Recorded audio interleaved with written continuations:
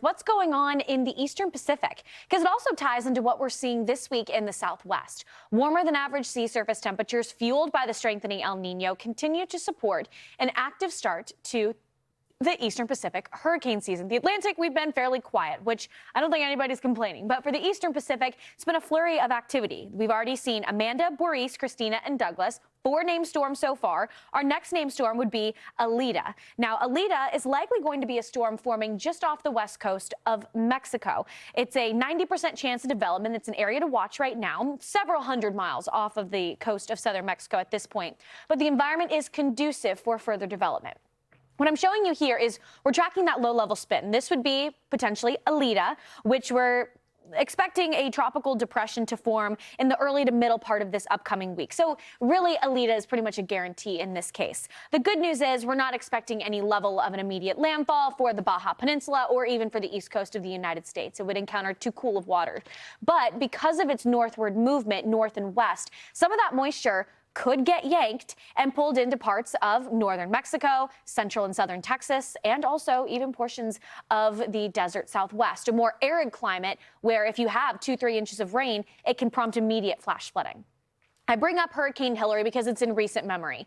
You think back to August of 2023. We're actually showing some video of what happened in the wake of all of that moisture from Hilary below me here, so if you want to get a refresher visually. But Hilary was a very powerful hurricane, and it quickly wrapped up the Baja Peninsula. It was the first time that parts of Southern California were under a tropical storm watch, but I'm not saying that this eventual Alita would become a tropical storm that could impact the West Coast. But I'm really showing you Hilary because of all of the rain it was able to produce, deep tropical rain that in some cases for Mount San Jacinto, California, equated to just shy of a foot of rain. In Lee Canyon, Nevada, over 9 inches of rain.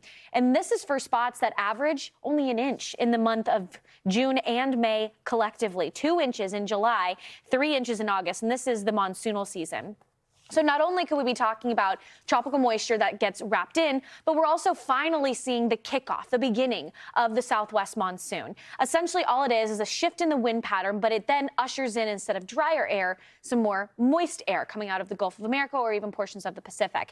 And in doing so, you get these daytime afternoon thunderstorms, beautiful lightning shows. We'll probably see a lot of storm photographers heading down to capture this, but you add in even more moisture from a tropical entity, and that can be a real issue with flash flooding. Monsoon season usually begins in about mid-June. It's not a guarantee we'll see it from June to September. It's a little bit hit or miss at times, but it is finally starting to set up. This is the overall pattern, though. You have a high pressure that sits across the central southern plains, and it's pulling in deeper moisture to the north.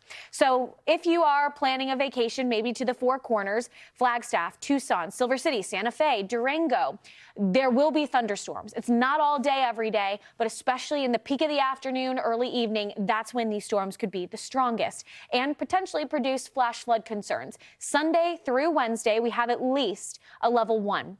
But we do have some very vulnerable areas. Ruidoso, New Mexico, current fires that are ongoing in parts of Colorado and Utah. And recent burn scars are very, very prone to flash flooding, mudslides, debris flows. We actually have already seen a couple of people preemptively sandbag their homes or their properties. Their sandbag sites already open, prepping for this monsoonal rain. And in some cases, you can get some severe weather out of this too. Isolated tornadoes, landspouts, lightning, damaging wind. It's mainly a wind event for this part of the country, but you can see the overall pattern. Already this evening, we'll see some scattered showers, thunderstorms, things calm down throughout the overnight and early morning, and we're right back into that wet and soggy pattern. So all things that we'll be keeping an eye out. But when we say the eastern Pacific could be more active, doesn't mean that we can let our guard down here in the U.S.